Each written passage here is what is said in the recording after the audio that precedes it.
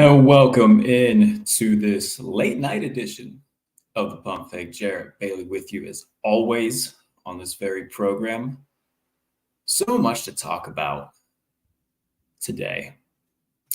By the way, cold day in Pittsburgh, Pennsylvania. 20 degrees, snowed today. I think it was the first snowfall we've had. So really getting into that time of year, man. So it's a nice time of year though. Hope everybody had a nice Thanksgiving. On the agenda for tonight, Justin Herbert and Josh Allen, the complete just asinine takes, the disrespect that still keeps coming their way, and why both Brandon Staley and Sean McDermott both need to be handed their pink slips. If not right now, definitely in the off season. And that's what I'm going to start with. We'll also talk a little bit about the Steelers, Kenny Pickett's performance, and what Pittsburgh looked like in their first week without Matt Canada. So we'll dive into all that. Also, CJ Stroud and Trevor Lawrence put on a clinic, and we could be looking at the next great quarterback rivalry of the next decade. We're going to see them play each other twice a year, hopefully for a very long time, because both of them are fantastic. But I do want to start with Allen and Herbert, because yesterday, today, over the past couple of days since Sunday, it seems like it's everybody's favorite activity on all the major networks that when the Chargers lose or when the Bills lose, automatically in a lot of these people's minds, it's, Josh Allen's just not great. Justin Herbert, he's just not great. Got to blame Josh Allen. Got to blame Justin Herbert, right? Bills are 6-6. Chargers are winning 4-7, 4-8. So 4 wins for the Chargers. I mean, my goodness, Justin Herbert, what are you doing? Yet, what they fail to realize is that Josh Allen is 3rd in the NFL in passing yards. Justin Herbert's 9th. Josh Allen leads the NFL in total touchdowns. 1st in the league in passing touchdowns. Justin Herbert's 4th. Josh Allen's 3rd in the league in QBR. Justin Herbert is 5th. Josh Allen's also 3rd in the league in EPA, 2nd in success rate. You look at their stat lines on the year: 24 touchdown passes, 13 picks for Josh Allen, 20 touchdowns, 6 interceptions, and a 96 passer rating for Justin Herbert. Both of them have played fantastic football this season. Oh, but Jarrett, Josh Allen, those interceptions, the turnovers, those gosh darn turnovers, those godforsaken turnovers. We need to stop with this. It's one thing if a quarterback is throwing 30 picks like Jameis Winston did a few years ago. But let's stop acting like Josh Allen is like running away in terms of his turnover percentage in the league. Like, can we stop doing that? Because if you look at it on a per attempt basis, so right now he has a 3% interception percentage. Tua Tagovailoa has a 2.7, which is the same as Jordan Love. And Jalen Hurts has a 2.8. So let's stop pretending that Josh Allen is turning the ball over on like a far more consistent basis than the other top quarterbacks in the league that get praised. Like Jalen Hurts is racking up empty net goal touchdown runs by getting to the 1-yard line and having 3 players shove his ass into the end zone. And everybody's praising him as a god and looking at him as the MVP favorite right now. Yet he's got a 2.8 interception percentage.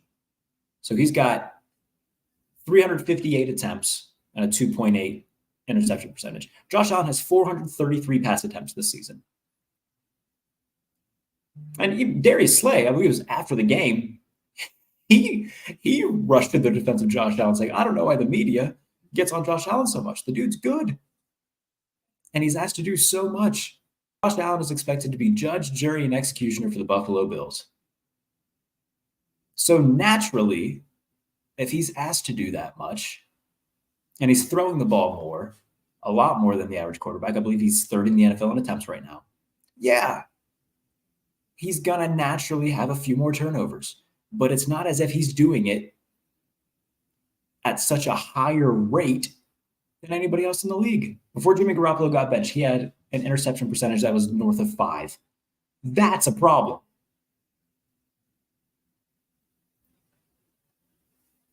But Josh Allen is not the problem in Buffalo. And anybody who woke up this morning or woke up yesterday morning who actually watched that game and said, oh, it's Josh Allen's fault, I don't know what the hell to tell you.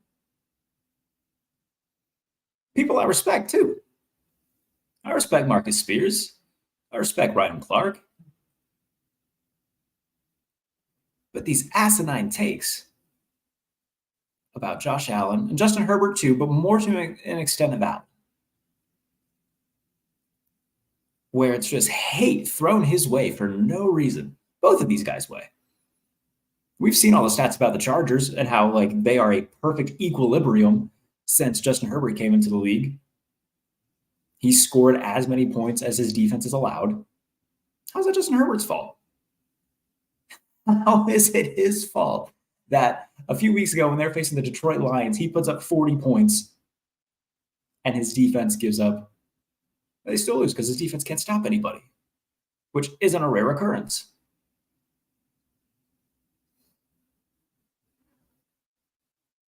This isn't the fault of Josh Allen. It's not the fault of Justin Herbert. It's the fault of their teams.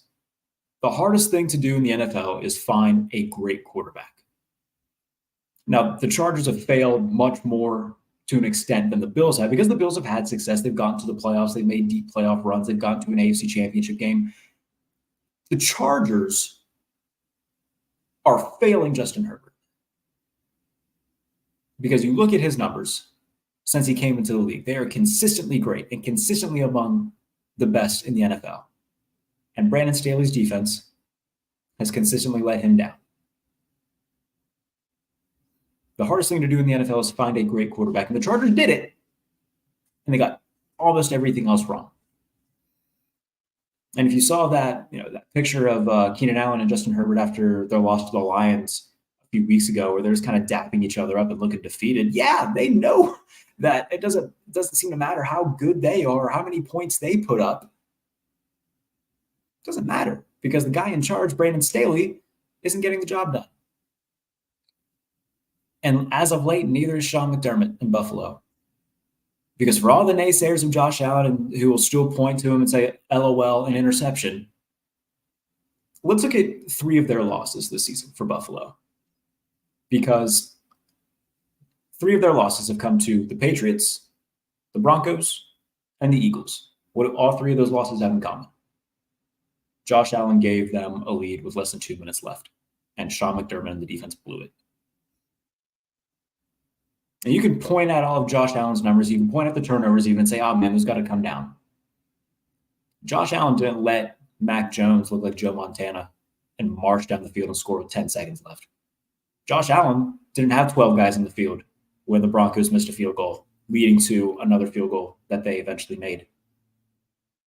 Josh Allen didn't tuck his tail and go into overtime with 20 seconds and a timeout left against Philadelphia. Josh Allen also didn't play very conservative defense against the Philadelphia Eagles, playing very soft coverage on a 3rd and 4 that led to an easy completion to Devontae Smith and then eventually led to the easiest quarterback draw for a touchdown Jalen Hurts will ever have in his career because Sean McDermott didn't see what everybody else in the stadium saw coming. Sean McDermott and Brandon Staley are letting down Josh Allen and Justin Herbert. Now, it's more likely that Brandon Staley's gone before 2024. Sean McDermott needs to go too. Because the Bills have reached their ceiling with this. And this isn't new. For the past 22 months, ever since the playoff game against the Chiefs, the 13 seconds play, where they're winning and the Chiefs march down the field in 2 plays, kick a field goal, go to overtime, Josh Allen doesn't touch the ball again. Ever since then, all Sean McDermott has done is find scapegoats. 13 seconds, the Chiefs still win the game. Fire Leslie Frazier, or mutual parting of the ways with Leslie Frazier. Brian Dable leaves and the offense isn't quite as good. Fire Ken Dorsey. Yeah, that'll solve the issues. Well, now they're 6-6. Sure as hell isn't the quarterback's fault. And Sean McDermott has run out of people to fire. And at this point, the bells are tolling again. And it's time for Sean McDermott to be the one who pays the ferryman. And it's time for him to be the one who gets axed. Because he's fired everybody else that there is to fire and blamed everybody else that there is to blame. I think Bills fans are going to blame Josh Allen. They sure as hell, they're a hell of a lot smarter than that. You got, at worst, the third best quarterback in the league. You think they're going to blame Josh Allen for all their mishaps? Hell no. Nor should they, because it's not on Josh Allen. I think the Los Angeles Chargers are going to blame Justin Herbert, who on his worst day is, the fifth or sixth best quarterback in the league? Hell no. Because they're smarter than that too. And they know, oh my goodness, Brandon Staley is not the guy.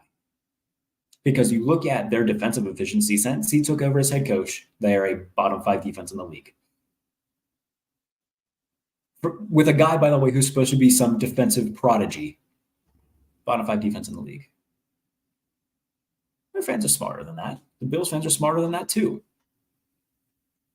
And for everybody saying, oh, look at the history of Bills coaches, Sean McDermott's won.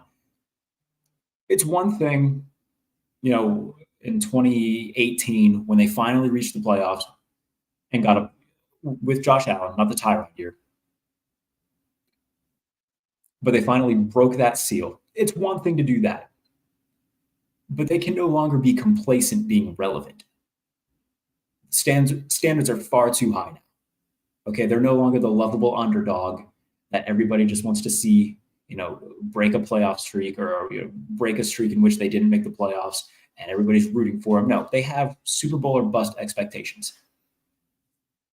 And when you have a very conservative defensive head coach in today's NFL, that's not going to get the job done. And so we can look at the history of Bills coaches, with Doug Marrone and Rex Ryan and the likes of that, and rightfully point, okay, they didn't get the job done. Sean McDermott's done much better than them. Sure, but that doesn't take away the fact that they've hit their ceiling. Okay, you can't just be complacent getting to the playoffs and winning a game or two in the playoffs and, maybe getting to an AFC championship game every few years. That's not the standard anymore. At least it shouldn't be. And for the Chargers, Brandon Staley should have been gone before this season. Because he finally gets to the playoffs with this generational quarterback. And then they have one of the largest collapses in the history of the NFL playoffs. But Joe Lombardi was the only scapegoat. Really. Now, Joe Lombardi needed to go, but so did Brandon Staley. Weston chiming in. Where's Matt Verderam when you need him? Hey, Verderam has his opinions about Justin Herbert. He's a little bit more of, he's not a Justin Herbert doubter, I wouldn't say, but I think that he is on the boat of, okay, he should be doing more, and that's a fair opinion to have. However, he would also very much be sitting up here telling you right now that Brandon Staley shouldn't have come back and that more of this is on Staley than it is Herbert. And with the Josh Allen stuff too, he would be talking up the turnovers and everything. And you know what? Yeah, I see Weston chiming in about the Bills. Yes, he would absolutely be against me on this right now. And that's fine. Verderam's my guy. I love him to death. One of my first mentors in this business. I love him. I disagree with him and the fact that, that this is a crisis for Josh Allen and his interception numbers. I just don't buy it. Would you like to see that number be lower? Absolutely. No one wants to see, a quarterback lead the league in picks. But a ton of great quarterbacks have done it.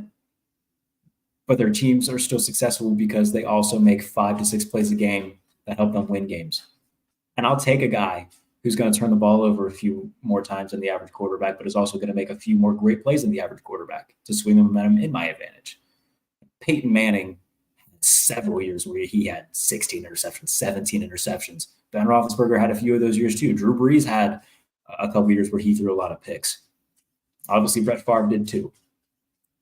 Great ones usually, when they believe in themselves and they're asked to do more, they're going to have a little bit of an uptick in turnovers. But guess what? They're still going to be the teams that are around in January because they make the plays that keep you around in January. So would Verderame be pushing back a little bit on my Josh Allen turnover thing? Probably.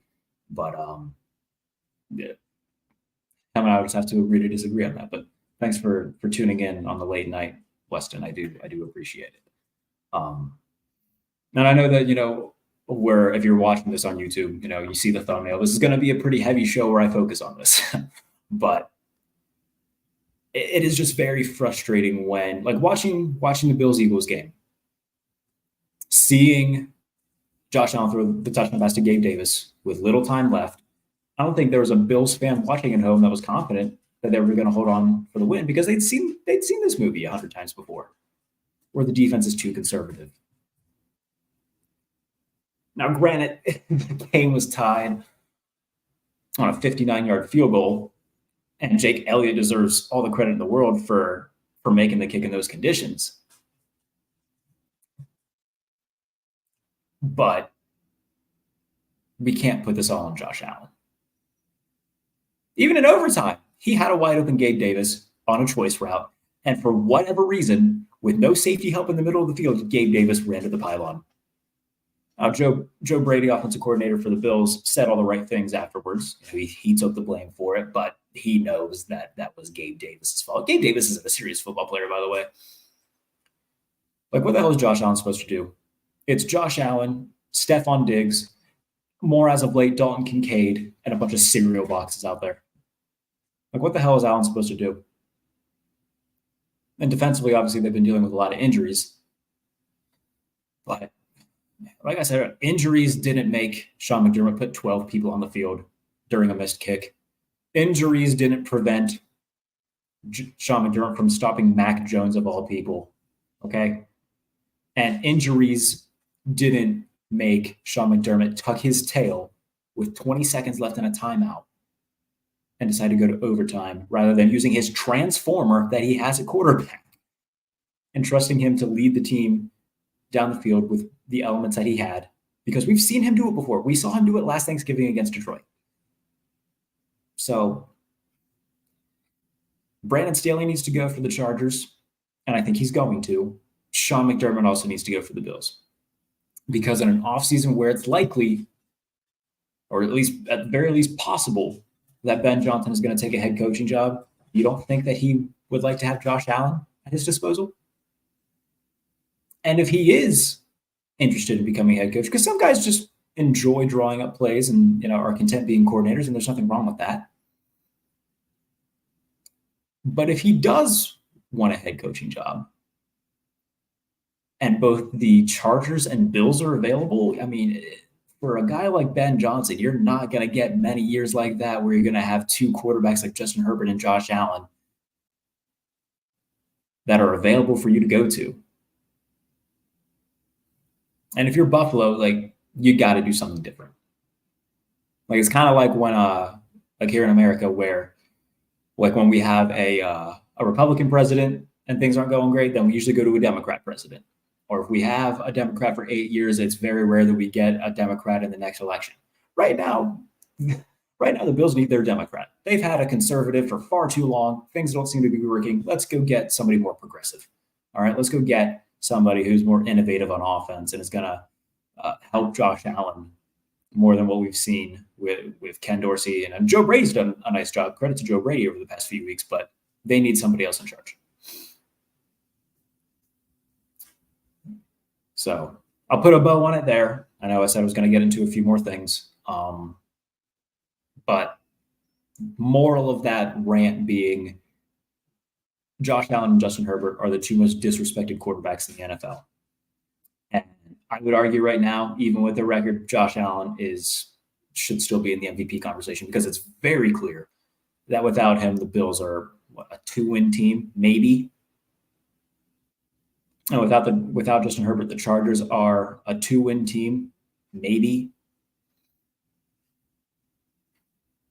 And for everybody who wants to try to find a way to blame both of their respective teams or their respective struggles on the quarterbacks, I don't know what to tell you, man, because you're just wrong at that point, just incorrect. But I do want to talk about Kenny Pickett and the Steelers because that was a big news story of last week. The Steelers moving on from Matt Canada, the first time they fired a coach of any sort midseason since 1941. And credit to interim offensive coordinator Eddie Faulkner and quarterbacks coach and play caller Mike Sullivan for making it clear right off the bat that they were going to do things differently than what Matt Canada did. Because if you look at Kenny Pickett's passing charts throughout the season, specifically over the past 2 weeks, the middle of the field hasn't been utilized at all. And apparently Luke Getsy and Matt Canada went to the same offensive play calling school, because if you look at Justin Fields' passing charts from last night against Minnesota, it was a lot of screens and short passes outside and just really, really weird use of the field given to them. But credit to Eddie Faulkner and Mike Sullivan, because the first play from scrimmage for the Steelers, they ran a play action pass to Pat Freiermuth over the middle, which gained 24 yards. And Pat Freiermuth had a huge day. He led the NFL in receiving yards in Week 12. He had 9 catches for $124. He played great. Kenny Pickett made a lot of really nice throws. He had a really nice throw to Deontay Johnson in the end zone that Deontay Johnson dropped, which isn't weird. That's a problem that's plagued him his entire career. And by the way, let's talk about that play that went viral, because on the very next play, Deontay Johnson couldn't be bothered to give a damn and just sleptwalk through a play where Jalen Warren fumbled. Deontay Johnson just kind of looked at it, and the Bengals picked it up and ran the other way. And Mike Tomlin was talking about it today in his presser, and he said that that's something that Deontay Johnson would have to answer for. It won't shock me if the Steelers move off Deontay Johnson, because for a guy who isn't afraid to speak his mind, he also has a lot of plays like this where drops are still an issue sometimes, and he lets his emotions get the best of him. And frankly, right now, overall, George Pickens is the more important receiver in that offense. So it won't surprise me if they move off him, send him to a place like Kansas City, who Patrick Mahomes would love to have a Deontay Johnson. When you look at the rest of that receiving room, they need a de facto number one who can win on the outside. But that's a different conversation for the offseason that I'll save for then. But Kenny Pickett made a lot of nice throws.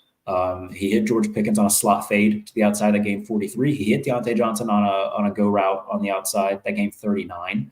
He made a lot of nice throws over the middle of the field. This was his most complete game as a pro. He went 24 of 33 for 278. It's not enough. Like, obviously, one good game doesn't cancel out 20 bad ones. But it was promising to see. As a Steelers fan who covers the team, that was promising to see from, the first game without Matt Canada. Things were immediately different with the passing game. And the Steelers gained 400 yards of offense for the first time since week 2 of 2020.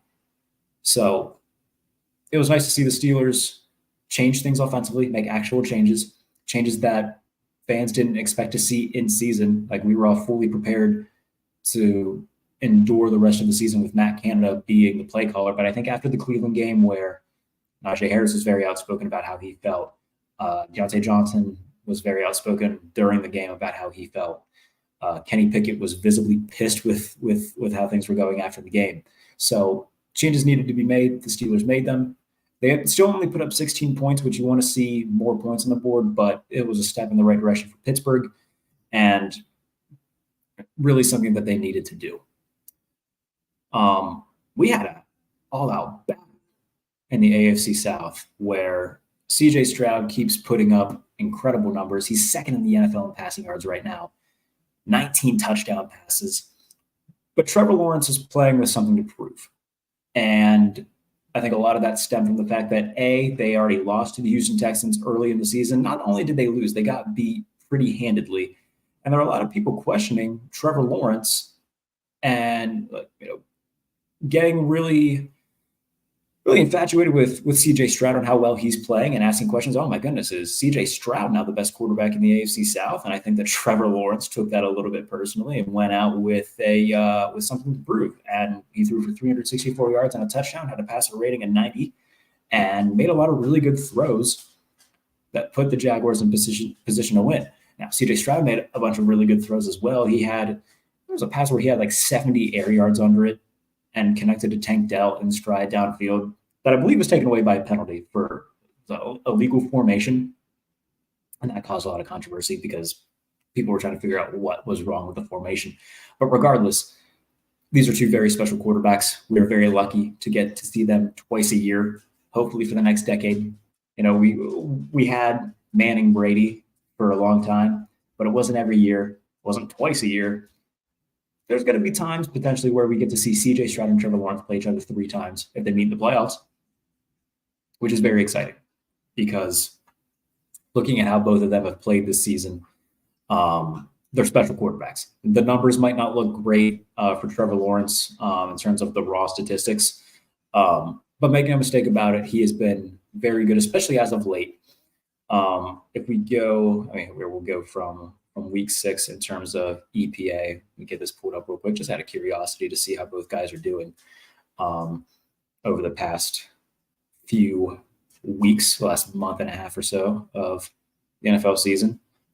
Because Trevor Lawrence, the offense started off slow for the Jaguars, but since week 6, he's 8th in the NFL in EPA plus CPOE composite. If we look just at, if this loads for me, if I can do just EPA per play.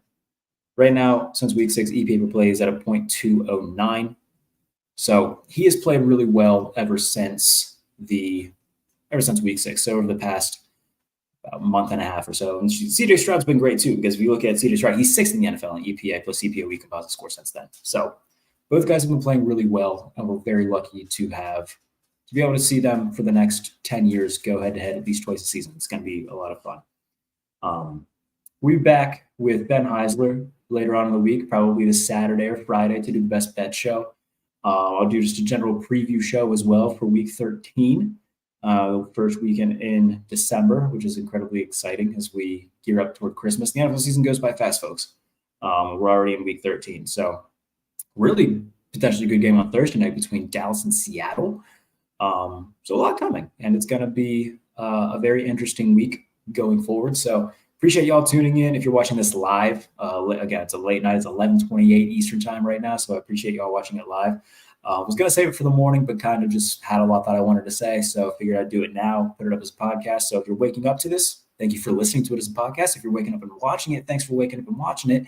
And if you're watching it live on YouTube or Twitter, thanks for watching it live. I appreciate it. Again, we'll be back later on in the week to do the best bet show with Ben Heisler. Just a general preview show as well. So 2 more shows coming before the week's done. Going to be very busy here on the Pump Fake. Subscribe to the channel as well. We're almost at 500 subscribers. This little show that could. So I appreciate y'all for doing that. We'll be back later on in the week. And thanks for tuning in if you have. And we'll see you later on.